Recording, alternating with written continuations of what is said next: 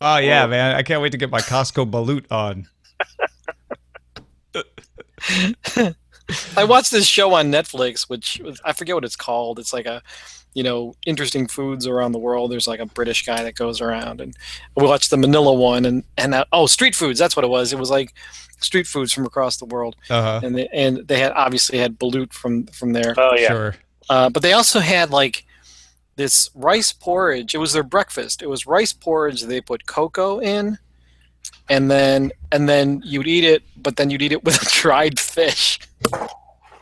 Well, no, I've had the rice porridge, but it's kind of weird. One of the hospitals we looked at for giving birth, in their commissary kitchen cafeteria, they had that as like a breakfast food. It was just Darren, rice video porridge. is live. Thank you. Rice porridge, but they served it with adobo chicken meat. Wow, that's okay. It was really good. This was a dried fish, and I was like, I don't know about that.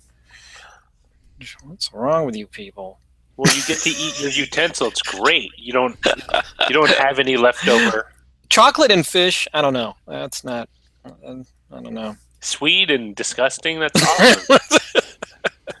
Do you like the chocolate bars that have bacon in them?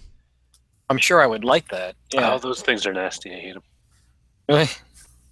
It's like, I get it. People want to make, I want to put all the foods I like together. It's like, if you did that, what do they call it in prison? That's not what's going on. Whoa. Who's putting their peas in their mashed potatoes? That is blasphemy.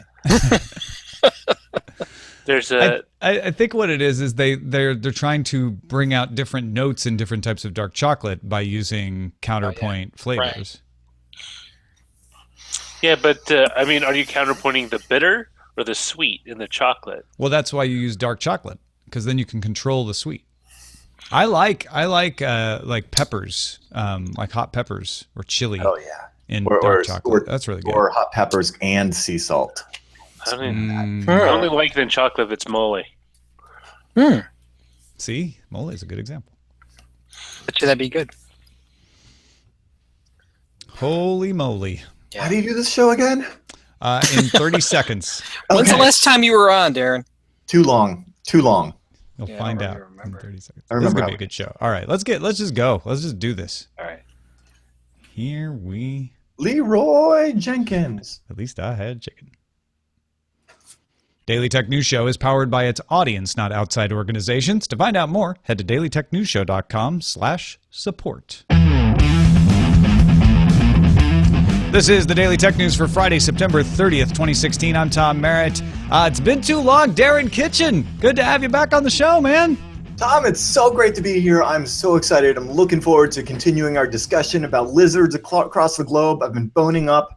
I take it this week we're discussing Indonesia, where the Komodo dragon just finished its mating season. This is going to be some exciting stuff. I feel I should have prepared you more, because our main topic is about the transfer of the domain name system from under the Department of Commerce of the U.S. There are so many 150-pound lizard tie-ins there. I think we're going to be okay. Good. Excellent. And that gives Len Peralta something to illustrate. Yes. It's going to be a very interesting illustration today, I think. Another esoteric sort of topic, which is and good. now you can work lizards in, apparently. I don't know. I'll don't know try where to. that fits I'll in. try to work lizards in. Well, good to have you back as well, Len. We missed you last week. Yahoo has open sourced its algorithm that determines if images are not safe for work. Who's excited? You can run it yourself now. Yay! Doesn't this mean, though, that anybody that's trying to get some NSFW content onto the web has the, contest against it and modify their stuff so that it passes? That's but that's the open source promise, is that everyone will be able to see what those workarounds are and then stop them faster. Right. Is that what we want? Maybe it is. Now here are some more top stories. Google has renamed Google Apps for Work, which, by the way, don't forget, used to be Google Apps on the domain, to G Suite. Not G your suite, but G-S-U-I-T-E, because it is a suite of productivity tools. New features got announced. One called Quick Access tries to predict what file you need before you even start typing in Google Drive. I'm the kind of person who will only notice that after I've started typing. and it'll take me forever to learn, but we'll see how good that is. Google Calendar's smart scheduling, where it can just take information out of emails and then suggest like, oh, so you need this appointment at this place with these people at this time. That's coming to iOS. They've got a feature called Explore that can turn natural language into spreadsheet formulas. So you just like, Darren, you just say like, I need to know what half of column C is over the course of the year. And it'll be like, oh, well, then you need this formula. Boom, boom, boom, boom. That's actually half the battle, is knowing what the formula is. Yeah, so yeah, I know. I'm really excited about this. And then it'll suggest images for your docs. If it's like, oh, you're saying lizards, here are some great lizard images for you. Offer layout suggestions for your presentation and slides. And new roles for teams called Team Drives, which basically lets you more easily share documents around with teams. And updated Hangout video conferencing available. Both Team Drives and Hangout video are only for the early adopters at this point. Yeah, I'm looking forward to the Team Drive thing just because the Drive is, unless you have been living in that ecosystem from the get-go, if you have any kind of ideas about how file systems are supposed to work from like the old school of thought, then it's really frustrating. But yeah, so I'm looking forward to that. And I'm just really glad that they waited for Hack 5 to get on the apps for business kind of thing to roll this out, as we've just gone like mostly Chrome OS internally for the shop. And I love it because it ain't nothing but a G thing. I will say that I see this as the potential for them leveraging the platform with additional suites from other vendors and differentiating it as not just a Google, like the Google Apps as a platform, but the G Suite is one of the suites that are on the platform, and then the integration of other suites down the line that will be able to seamlessly work across like the entire platform as far as the authentication is concerned. Yeah, and I get them going away from the name app, because this is no longer about apps. This is about machine intelligence. That's your differentiating factor. You saw that with Microsoft at Ignite earlier this week. You see this coming out of Apple, and you certainly see it with Amazon Alexa, right? So it's all about how can we make the apps smarter? Everybody's got the apps now. That's really not a part of it. Google's Waze Rider carpool service is now available to all users in the San Francisco area. You're limited to 2 rides a day. Because Google, everyone's pitching this as here's Google's Uber and Lyft competitor. Not quite. This is actually a competitor with like casual carpool that some cities have. They don't want the service to be used for anything but actually carpooling to work. So drivers are only compensated for mileage. Wall Street Journal says it's like 54 cents a mile.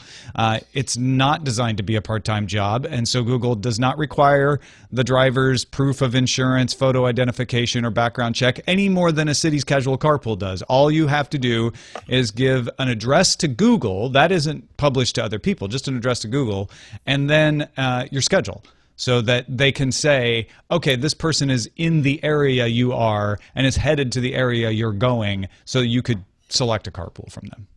So Google's making it more convenient to get into strangers' vehicles.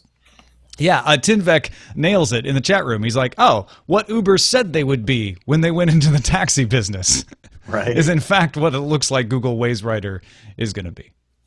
I wonder how this is going to compete with pre-existing things, especially as it rolls out just in the Bay Area now, with casual carpool, which surprisingly just works, and that's a completely decentralized thing. Yeah, and then, there's a list of rules on the website, and they give you advice on, hey, if you see this in a car, maybe don't get in, all of that sort of thing. But it's kind of insane that it works as well as it does in places like San Francisco and otherwise. I did it a couple of times when I lived in Oakland, and just because there was a casual carpool stop right by the bus stop, so it was easy enough to jump in. So, yeah, I've had friends that have been on both sides of that. I had a friend that commuted from Oakland to San Francisco and would pick people up, and then I had a friend that did the same thing from Oakland to San Francisco and was a picker-upper. A passenger. A picky? I don't know. Yeah. Yes. The thing that I can't figure out is how the Wall Street Journal article mentions that the driver was paid out $6.30 for a trip where a rider paid $3. So what I'm not getting is that there hasn't been any sort of mention that Google isn't like compensating for that in any or like doing any fund that's the matching. Wall Street Journal reporter saying I paid $3 and the driver made this much.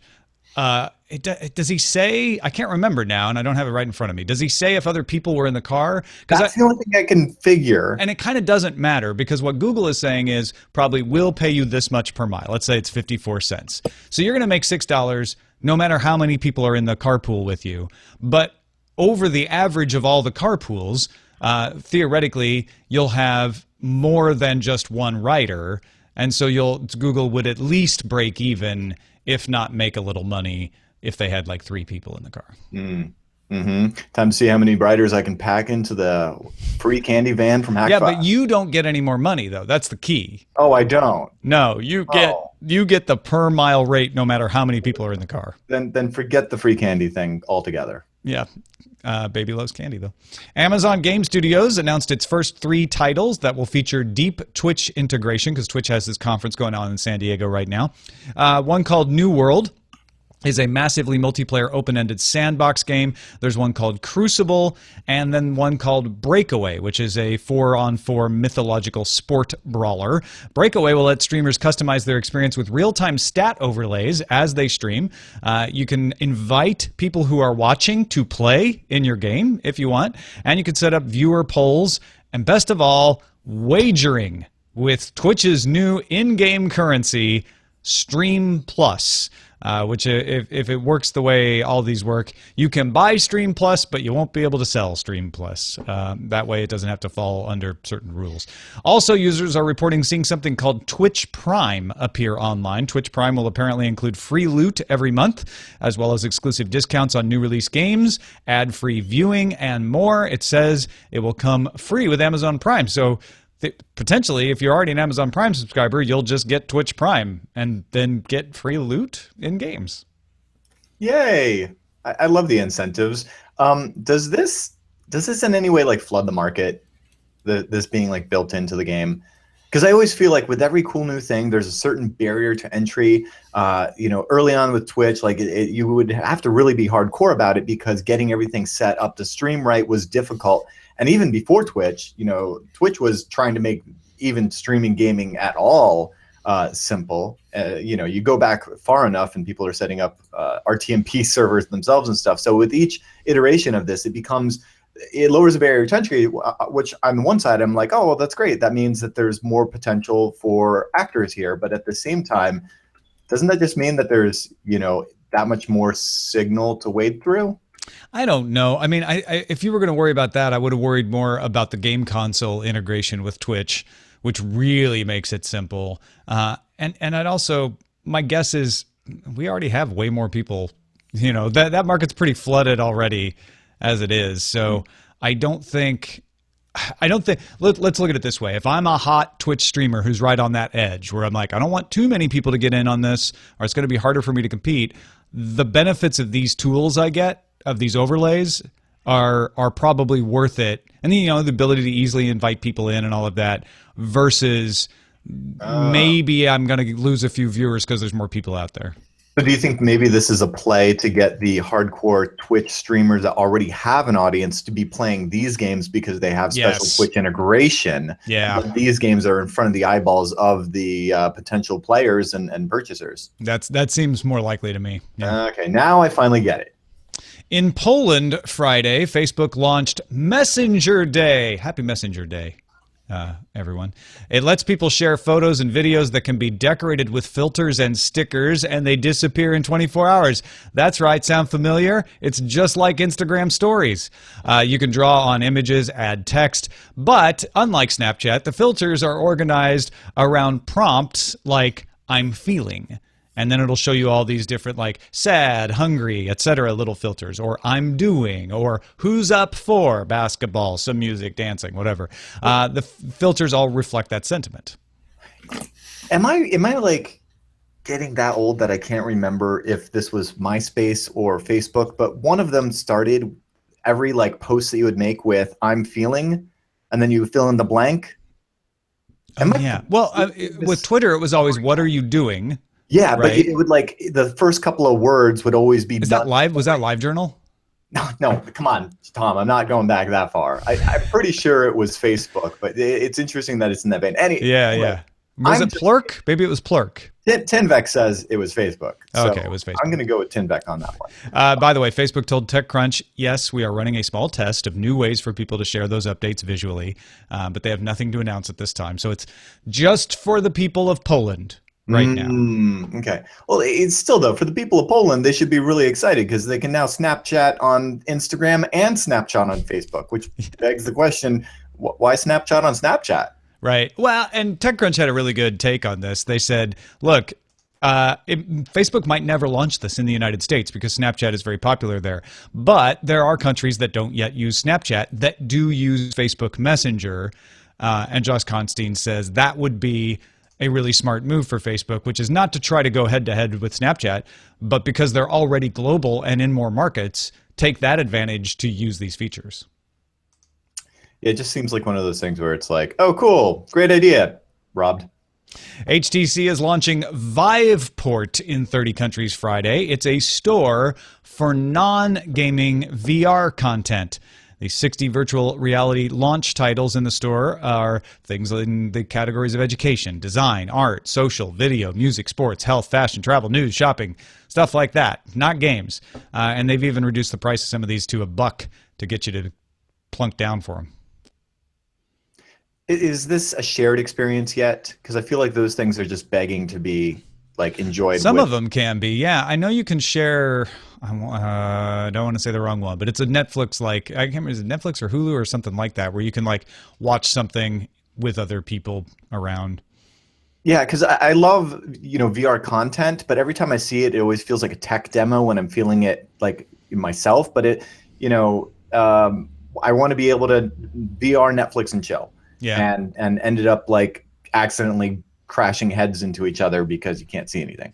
It's fantastic. Make that. Yeah, and this may not be that yet, but it could lead to that. And it's also HTC saying, yeah, Valve does a great job with the games, but we want to broaden the offering and also have a little bit of control of our own stores, so we don't have to show the profits. That begs the question: when does Valve get into the content business? Yeah. Well, they already do. There's some movies and stuff on there. It's just not as popular. So Valve's like, sure, HTC, go for it. Good luck.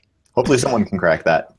U.S. security exploit broker Zerodium has tripled to $1.5 million what it will pay for exploits against fully patched iPhones and iPads. It has doubled to $200,000, the price it'll pay for a previously unknown vulnerability in Android. And zero-day exploits for Flash have risen from $50,000 to $80,000 per exploit. Zerodium sells the exploits they purchase to governments for use in surveillance.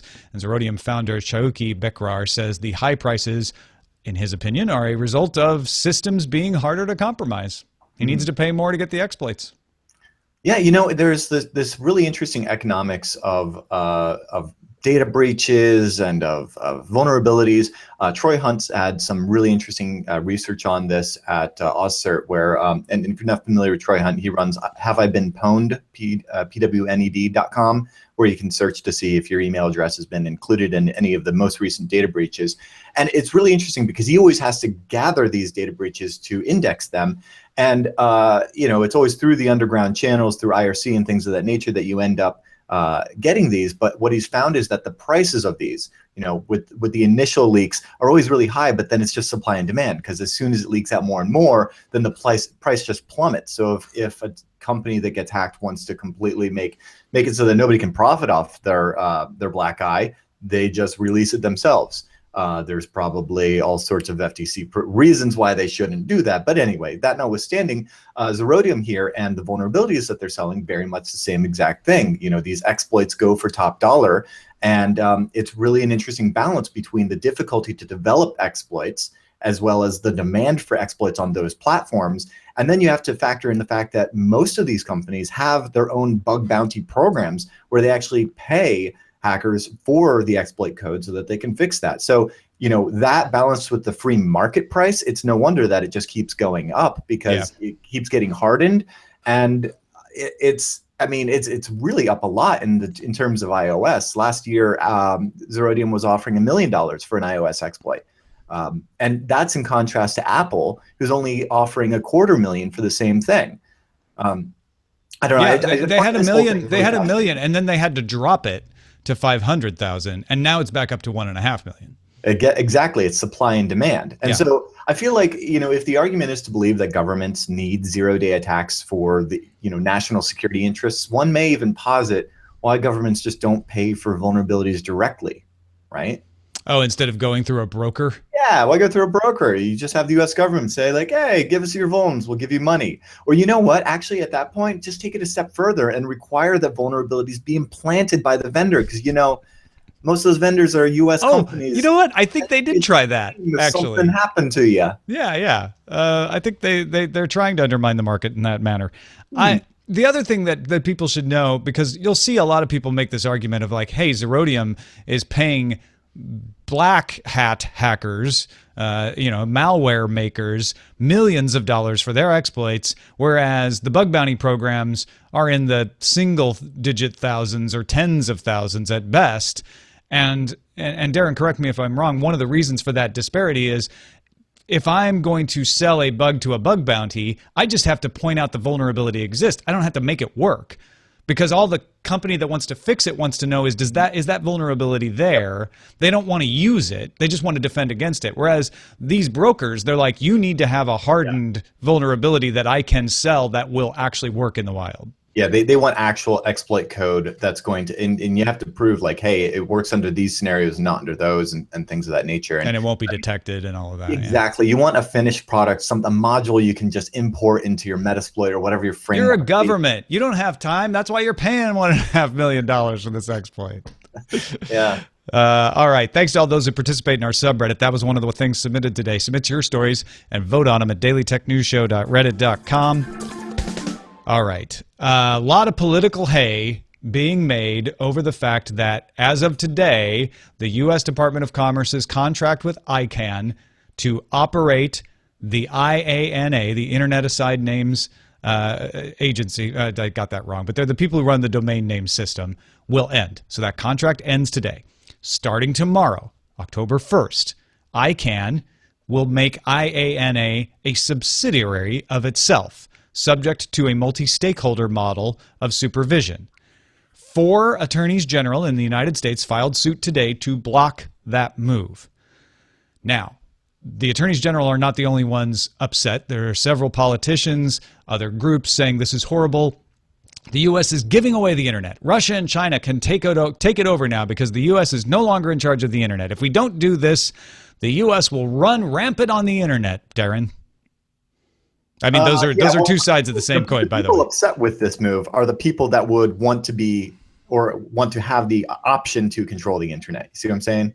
So if you're like, oh, why is this person upset? It's because now it's going to a multi-stakeholder and not them being able to like have certain vetoes. Yeah. So there's a lot of things. First of all, let's narrow this down. We're not talking about the internet. So even the people saying if we don't do this, the U.S. will run rampant. It's not true. Most of the internet is not the domain name system. In fact, should the domain name system disappear today, you could still get to websites. You just have to know their number. It would be less convenient, right? Like you would have to know the IP address. Right. And so I haven't forgotten mine. It's still 127.0.0.1, and it has been for years. Always know where your home is. Yes. Here's the other thing. What the contract covered and what the Department of Commerce's it was the Department of Commerce's NTIA, the National Telecommunications Information Administration, that was involved in the domain name system process. What it did was very small. I can sum up, Darren, in one sentence, what is changing tomorrow? What is changing? Because, I mean, we look back, 1995, the internet was something run, originally spawned out of the Department of Defense. It was run by the U.S. government. And then in 95, they were like, hey, let's privatize this thing and let's give it to these nonprofit organizations to run. But we still want to have, we want to be involved in this one little esoteric way of having kind of final say over a few little esoteric details. Yeah. So the Internet Engineering Task Force is entirely run by a multi-stakeholder model right now. If a multi-stakeholder model scares you, you should know that. The Internet Architecture Board, also run by a multi-stakeholder model. ICANN, that is going to take over this and has been contracted by the Department of Commerce to run it, has also run under a multi-stakeholder model for years and has been contracted to run the IANA as part of this. So here's what's changing tomorrow. Changes to one file. If you request a change to one file, the root zone file, that's the table that says these are where all the routes should point to. If you want to make a change to that one file, which is maintained by VeriSign, a private company in the United States, those changes no longer need to be rubber stamped by the National Telecommunications and Information Administration. That's all that's changing. Okay. In other words, they're taking the U.S. government will stop checking to see if the form has been filled out correctly. That's it. Instead, ICANN will be trusted to make sure the form is filled out correctly. Which they've been doing all along this time anyway. Exactly. And all of the input from governments, United States included, have always been part of that multi-stakeholder model where everybody that's involved in the internet, be it users or companies or governments, all get equal say in making recommendations to this nonprofit. Yeah. So if I'm the domain name, I run the domain name .eg, right? I want to change an IP address. I used to send my request to ICANN, and then ICANN would send that to VeriSign and wait for the NTIA to rubber stamp it, and then VeriSign would implement the change. Starting tomorrow, if I'm running the domain EG, I send my IP address change to ICANN. ICANN verifies the protocol and sends it to VeriSign to VeriSign to implement, and VeriSign implements the change. But that's not what Ted Cruz said. We're giving the internet to China, though, right? No. Now, this is where the philosophical discussion begins, because there is an argument that, okay, now the government doesn't have leverage over the internet, right? Because I guess the government is losing the ability to say, hey, NTIA, stop rubber stamping those until China backs off and breaks the domain name system. It's not very good leverage. It's a pretty blunt instrument to say, well, we're just not going to approve any changes to the root file system until China does the thing we want. Great, and then China forks the internet and you've got bigger problems. You've got, and the other thing is, China can already censor their own internet. Russia can already censor their own internet. So there is so much better leverage that the United States has and will continue to have. The U.S. government will continue to administer .mil, .gov, .us, and .edu. The U.S. is not losing the control of those domains because they've had the control of those domains. The U.S. government will continue to be able to order domains blocked on .org, .com, and .net because the companies that run those are in the United States. VeriSign manages .net and .com. They're in Virginia. The Public Internet Registry operates .org, also in Virginia. So they're subject to U.S. law. Guess who else is also subject to U.S. law and is in the United States?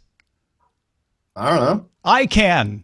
It's right up the road there in Los Angeles. So in a sense, well, this has been like a little bit of a rhetoric among internet policymakers of this whole like, well, you guys know, yeah, okay, fine, the U.S. invented it and then they let it go, but they didn't let it go completely. So there has been that like, come on, when are they going to let it go completely? So that's finally happening. Yeah, and that was one of the arguments people were making was if you leave this rubber stamping in place, even though it doesn't really change much to get rid of it, the fact that it's there will make people on the other side of the issue continue to point to it and say, the U.S. is too involved.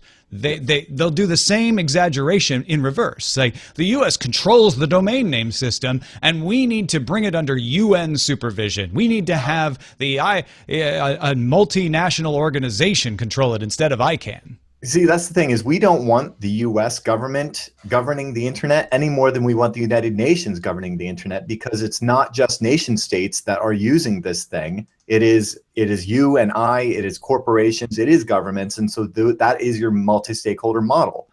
The interesting thing, though, that I find is that, and I kind of find this a problem with the internet today, is that it's built on these centralized authorities. The underlying plumbing of the internet is what we're talking about here, was built with the centralized management for the essential resources of domain names and IP addresses, right? But in this modern era, we have technologies like blockchains, and these central points of bureaucracy are increasingly irrelevant. So it's good that the United States government, at least in namesake, is getting removed from that, and it's more of a multi-stakeholder giving advice to a central authority. I think that eventually you could get rid of that central authority altogether. That said, I am actually really thankful that the authorities that be are actually, that actually govern these underlying technologies are generally open, they're diverse, they appeal to the multi-stakeholders of the internet, things like the Internet Engineering Task Force, the Internet Governance Forum, Internet Society, hell, even the ITU for a moment, that's the United Nations, tried to placate industry, and they're part of the United Nations, so, Yeah. You can participate. If you're like, who are these multi-stakeholders? Well, if you're a government, there's a restriction. You have to be one of the 160 governments that are acting in an advisory role on one committee. That committee must come to a consensus before it issues any advice to ICANN. That's 160 nations coming to a consensus. Think about that for a moment. So that's how the government gets to affect ICANN, is 160 nations have to come to a consensus, issue a piece of advice that ICANN is not bound to follow. It's bound to consider it among the other advice it gets. It also gets advice from the Customer Standing Committee that monitors the IANA. It gets it from the technology users. And there is an open process that anyone, including you, can participate in and make your wishes felt. So your input is almost on par with all 160 governments. This is actually really good because this takes dominance of this sets precedent that, hey, we're not letting the internet be run by the U.S. or any other government, because there has been power plays in the past for governments to govern this, governments of meat space to govern cyberspace, which isn't theirs. It's not your soil. And essentially this takes the wind out of that movement, because a lot of the momentum of, hey, we need the UN involved and we need the governments to be overseeing this was caused by the fact that they could point to the Department of Commerce having this rubber stamp authority over changes to the root zone file, which seems ridiculous, but they could point to that and go, see, the US has too much power over the internet. You take that leverage, you take that one little thing away, which happens tomorrow, and then there's nothing for them to complain about. There's no US government involvement that is in any way larger than any other government's involvement. Every cook that owns a kitchen doesn't want other cooks in their kitchen. If you go to the International Telecommunications Union, you'll find a bunch of governments that don't want industry people in their kitchen. And if you go to industry, they don't want governments in their kitchen. But we have this awesome thing where multi-stakeholders are represented by these nonprofits, and it's both industry and government and you and I. And that's actually really heartwarming. Yeah, absolutely. So, go check out ICANN. If this really concerns you, get involved. You can. Internet users, telecommunications experts, anybody like that should get involved in ICANN. So really, it's tomorrow that the internet becomes privatized, not 1995. I mean, that's the thing. No, I know you're joking, but no, nothing changes tomorrow. No, I know nothing changes tomorrow in spirit, but in technicality. The NTIA, I haven't confirmed this, but one thing I read was that none of the IANA staff are leaving. They're just going to be under ICANN. And I don't even know, when they say staff, it might be one person, to be honest. John Postel did this for years, by the way. I wonder how much of a rubber stamp actually is. And so if I had to guess, it's that one guy wrote a script to check the protocol, and he administers that, and he will now work for ICANN instead of the NTIA. Yep, that's valid XML. Or one lady. There's one lady looking over this like, script's still running. Good, boss. I'm out for the day. I've got it set up to email me if the script stops running. Yeah. So no worries. The GovBot 9000. I'm on call. Has just been replaced with multi-stakeholder bot 9000. Yeah. All right, let's get to our pick of the day. It comes from a listener who said, hey, I always hear you talking about using a VPN when accessing the internet from public places. I'm starting to do more freelance work and working out of coffee shops and such. Which virtual private network company do you use? And if you don't know what a VPN is, it routes all your traffic through a private server instead of having it out on the open. So first of all, you got to find a company you trust because your data is going through their servers, but it's better than having it out and about on an open Wi-Fi connection connection where anyone in the coffee shop can see it. And I use Private Tunnel, which is run by the same folks who run the OpenVPN open source project. I like it because you can pay for a certain amount of data at one time, and then you just go until you use up all that data. And this probably isn't good for Private Tunnel's business model, but I paid for like a gigabyte of data in 2012, and I still haven't run out. Wow. Yeah. Yeah, you're not using that one to watch the BBC iPlayer, I take it. No, I did. What? Maybe I did. How much I mean, documentary I'm did not you saying watch? no. Of course, I wouldn't do that. But no, I definitely used it to watch video. Wow. Like, Yeah. just a gig?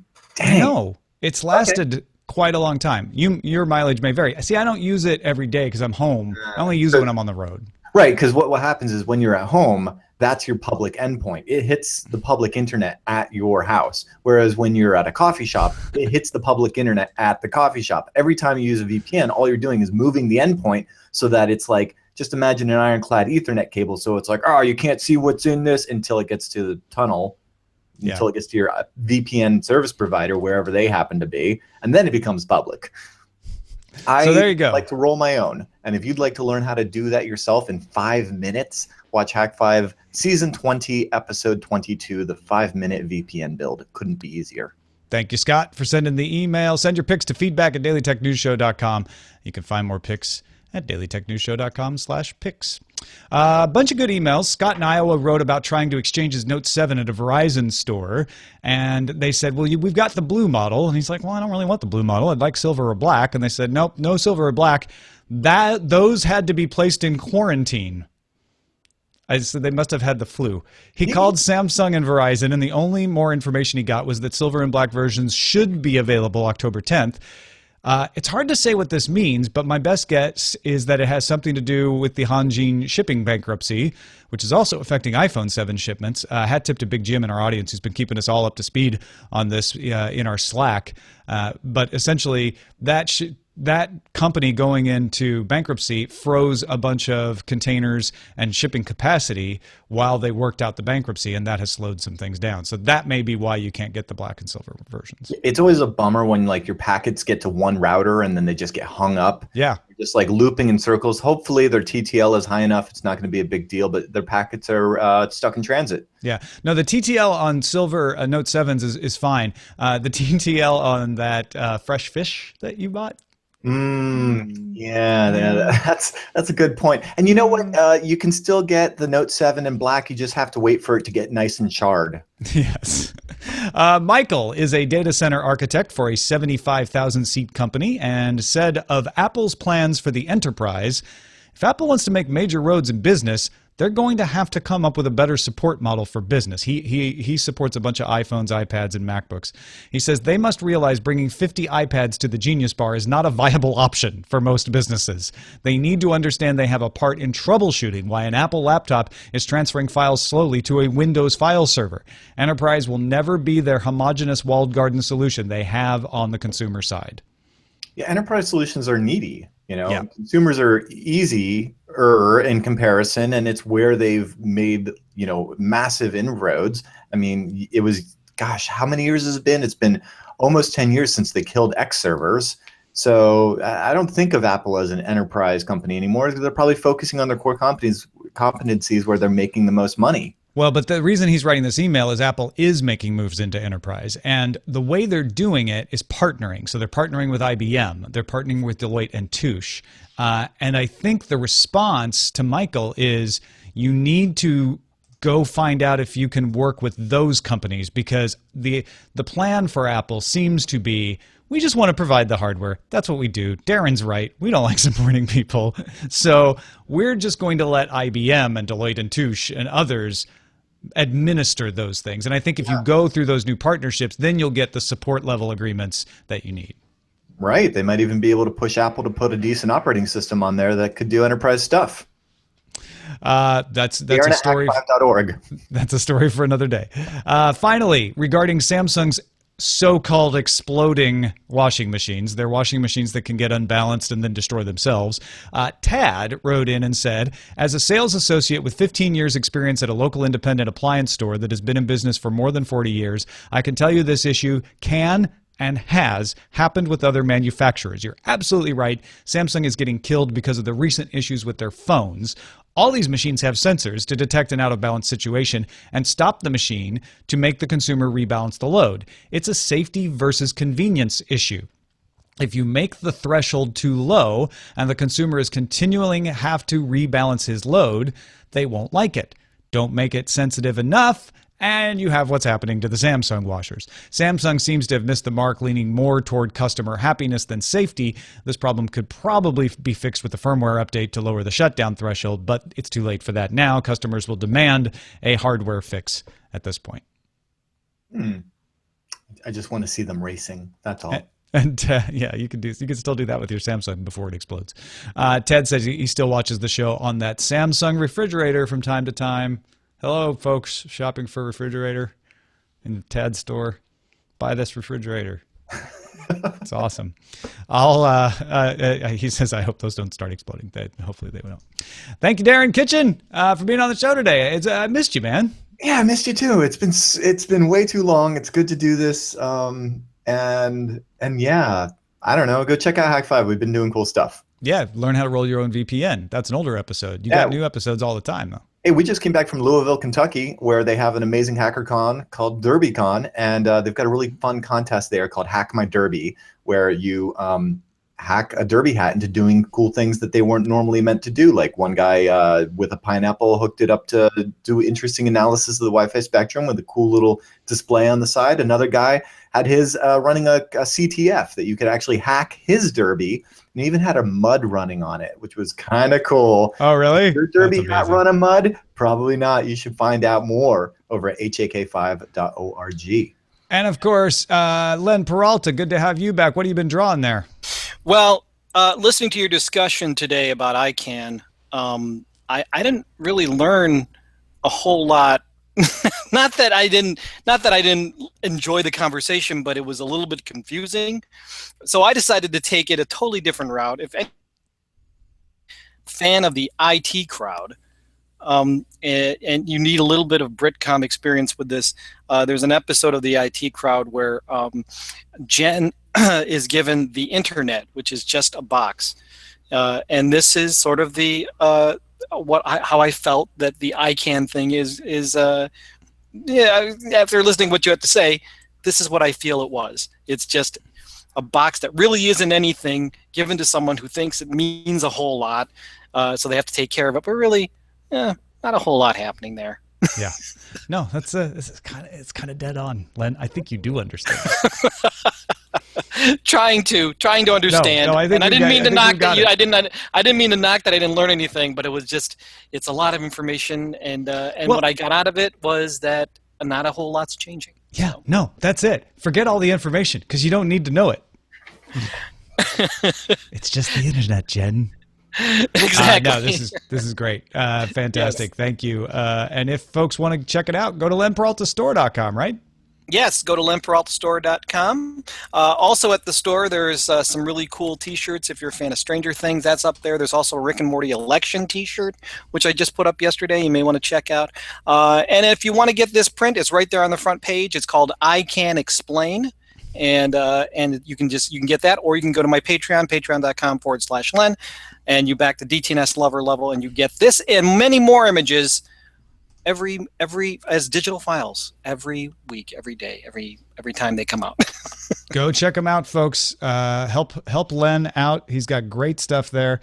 And by the way, we're going to be working on doing some giveaways of some of his art for our patrons as well. If you want to support the show, of course, you go to dailytechnewsshow.com/support, or you can go to patreon.com/DTNS. That is the place where you can support the show on an ongoing basis, and we have lots of cool perks. And one of them soon may be a little bit of Len art. So keep your ears peeled for that. Congratulations, Andrew Michael Spence Boyd, who is our latest supporter at patreon.com/DTNS. Or rather, thank you, not congratulations. You are the best. Woo! Woo! Our email address is feedback@dailytechnewsshow.com. Catch the show live Monday through Friday, 4:30 p.m. Eastern at alphageekradio.com and diamondclub.tv. Our website's at dailytechnewsshow.com. On Monday, I'll be back with Veronica Belmont, but don't miss the weekly Tech Views with Mike Range. It's posted on our blog, dailytechnewsshow.com, over the weekend. Here's a preview. Hi, I'm Mike Range, and this is a super special audio sneak preview of this weekend's weekly Tech Views, the Tech No Logic blog. Spotify has launched Daily Music Mix, a feature that creates a bottomless or unending playlist for subscribers.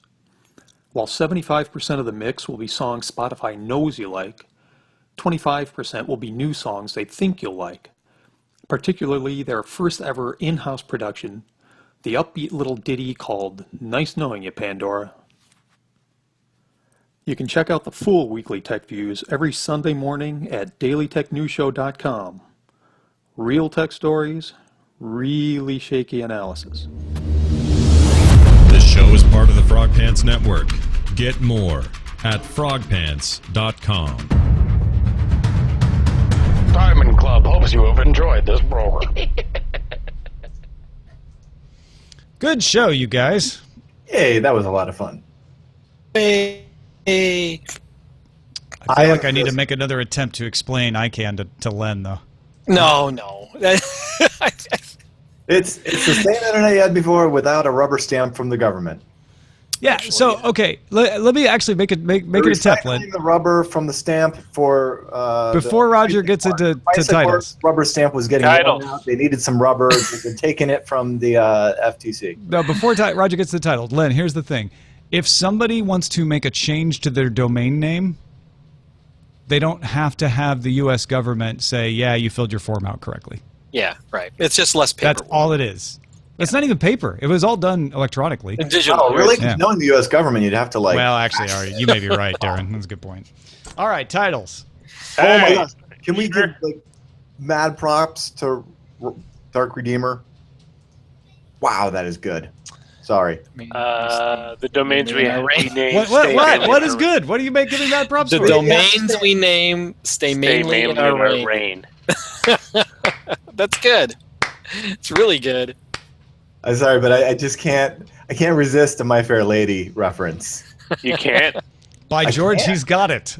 By George, I think she's got it. It's, You got any others you like in there? That is good. well, there's also 127.0.01. There's no place like home, but I think we've used something like that before. I have a That's T-shirt that been says done that. before, So yeah. that's a classic. There's the IP6 version, which is : 1. I need to get a colon. ICANN, you can. We all plan for ICANN. That's a good one. Too. Yes, we can. Google Congress, Docs we can block this. Yes, I can. I am Root. Like I am Groot. Yeah. I am Root. Just, I like the ones that aren't getting any votes. There's one, Yahoo Knows Porn. But, know. There's an ICANN has somewhere in here. ICANN has domain names. Yeah. I can't even right now. I can't even. That was a good one, too. Yeah. There's some Chrome Sweet Chrome that's pretty good. Ain't nothing but a G thing.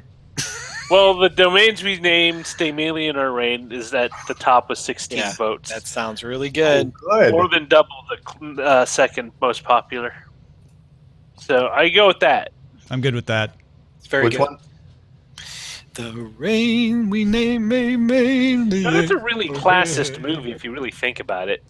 Oh, totally. It's so many. Horrible. It's a horrible movie. They're all horrible. You ever seen Gigi? Anyway. I've seen it like twice in my life. With Jennifer Lopez? No. Isn't that Jiggly? That's Geely. Really? Jiggly. Talking about the classics, mate. The classics. Well, it's classics to you. I mean, you can wind that's up. an old Geely, movie. a classic with Ben Affleck, J-Lo. Yeah. Back when they talked.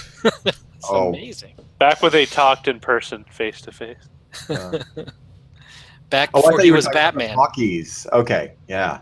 Before the what? The Oh, I talkies? thought you were talking about the talkies. I don't know.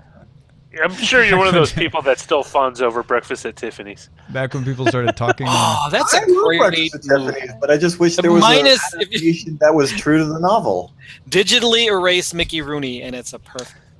I almost did a really dumb thing. I just want to admit it. I was having a trouble clicking on this button on a website, and I thought, oh, well, maybe Chrome just needs to restart. And I almost restarted Chrome right in the middle of Ooh. All you need to do is hit Control-Shift-Q. Don't do it. And it'll close every Chrome window. Because, Chrome is wonderful like that. What? Just, Which, by I the know way, how to fix. You just Control-Shift-Tab goes to the previous tab. F disk. Yeah. F-disk format reinstall. Doo-dah, doo-dah. I heard that you could get ops in IRC with Alt F4. Nope. We still have F keys. I have F keys. So do I. I have Yep, 12. roll lock. I have I have scroll lock, print screen, pause break. Wow. Yeah. You got a real keyboard. What Yep. you rocking over there? That's a K120. Ooh, a Logitech. Yep. K120. I know the exact keyboard. I was just hacking those in class, actually. It's when I moved on from the I'm blanking on the That's PS. the $12 special on Amazon Prime. Yeah, but what was the old PS2 clackety clack? Oh, the Oh, Model M? Yeah, the Model M. When I moved off of Model M's to a USB keyboard, Mm-hmm. the K120 became my new go-to. That spoke to you? Really? Yeah, because it's just you can beat it up, you can throw it anywhere, always works. I was always fond of the Dell Quiet key back in the day. Well, but see, because you want quiet keys. Yeah. I don't know why I ever rocked that thing. It was too squishy. Looking back at it, you do some terrible things like wearing neon in the 80s where you're like, what was I doing? Dude, In the 80s. you used to have an It's like the ergonomic late 80s, keyboard. early 90s. 90s? Speaking of the 80s, last night we ate at the Brown Derby. I didn't even know those were around anymore. Wait, is in that a liquor Cleveland? store? Yeah, Is the Brown Derby a liquor store? No, it's a No. restaurant. the restaurant. Yes, Oh. Len just had drinks for dinner. Is what he's trying to I say. took my kids out for drinks. I took my kids out for a beer. He had a martini dinner. You get some chips, kids. You'll be fine. These olives are Stick your so hand in there. You're for fine. you. You got to get the brown paper bag over the 40s. And then for dessert, it's just a bunch of maraschino. Did you guys remember Brown Derby? No, what is a Brown Derby? Brown Derby's a hat. That's Well, colored it's a brown. restaurant too. Was that just here in No, Cleveland? LA. It started LA in has LA, right? Like, wasn't Yeah. the original Brown Derby here, and then it It's became shaped like a hat. Yeah, it was shaped like, but So that the original one, Brown Derby's gone. That's Arby's, Yeah. dude. You're getting confused with Arby's. No. Then see, Brown Rest Derby in gets mixed town. up for me. Gets mixed up with the Ground Round. Does No, anybody no, remember the Ground Round? Arby's you're thinking of is the sign, but the restaurant itself was never shaped like an Oh. article of clothing. This place is actually shaped like a hat, the restaurant. The original one, yes. The original one. Okay. So yeah, we found a Brown Derby. I'm like, I didn't even realize, but it was weird because it was the food was pretty good, decor was very 80s, and then music was all like 80s. Like I think it wasn't even like on purpose. It was. Yeah, like the music has to be right. Like Well, that's I don't not something know. where they're just I don't playing know. the same cassettes from. I don't know. No, because they were playing like current songs, but mixed in there were other 80s songs. But like in most of them, we're like, this is just weird. This is like it's all brown and wood.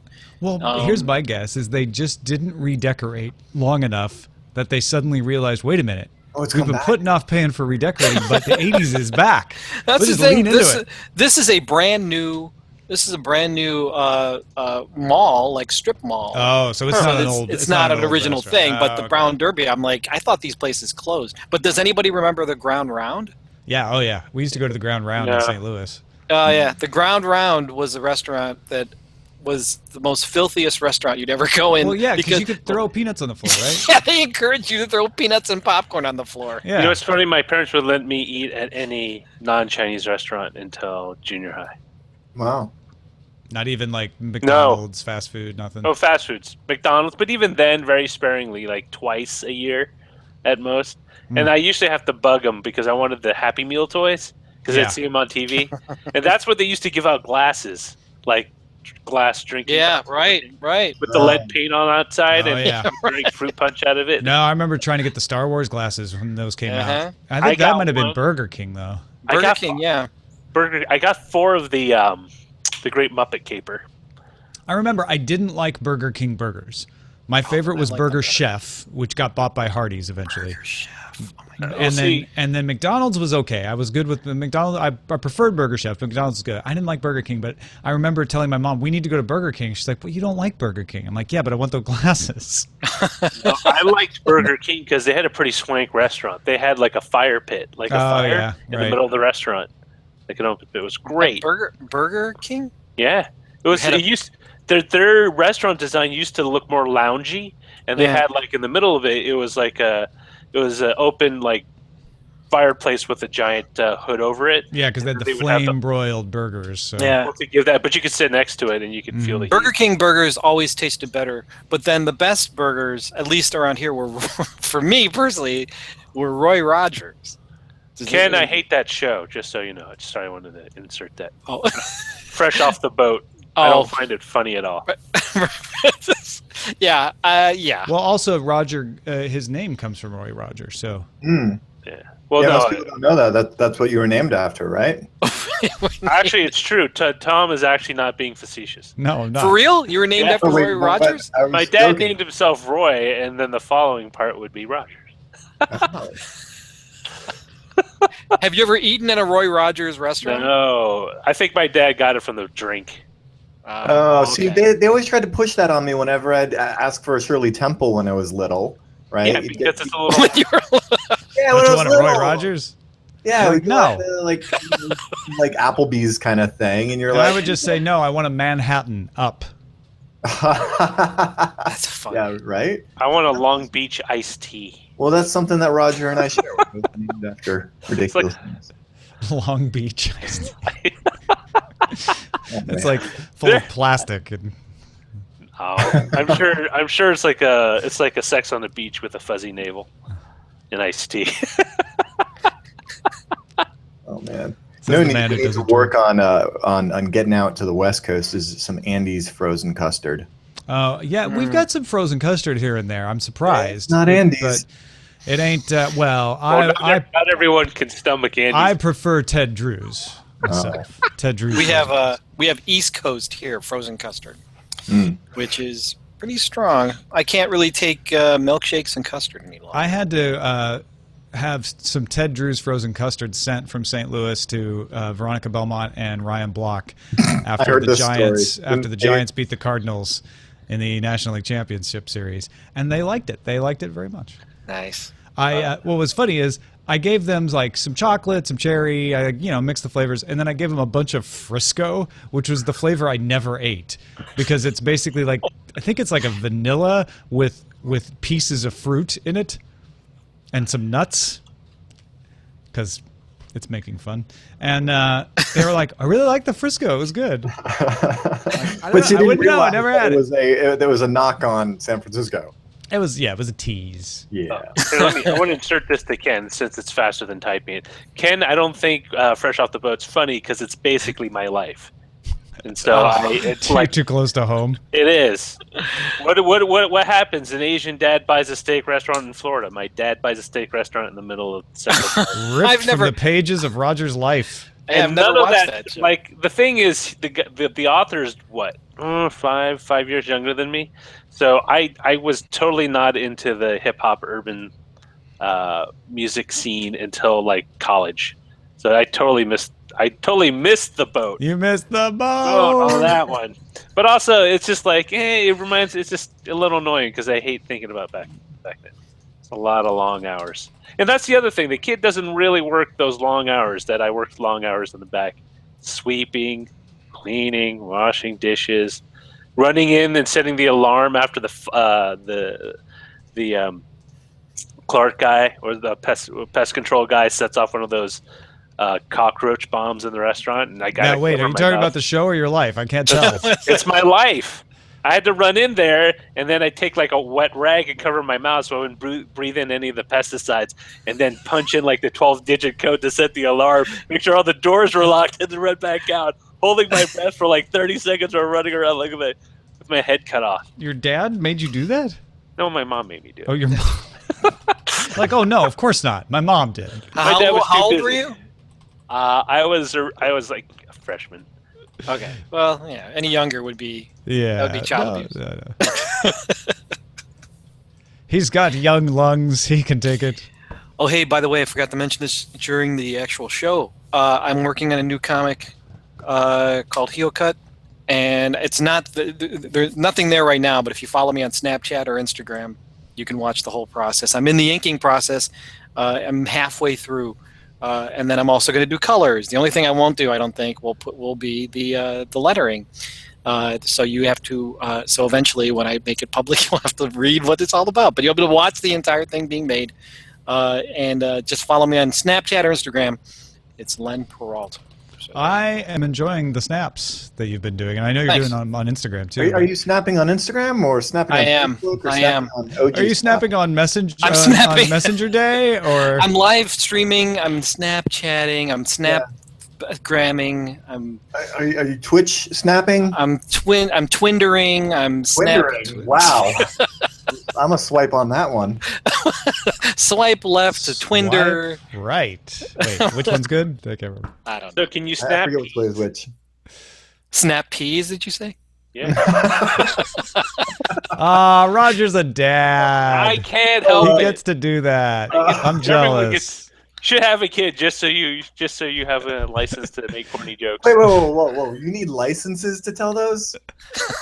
Yes. Without, Listen, it reduces the scorn level. That's all. Like if you're The more scorn, the better.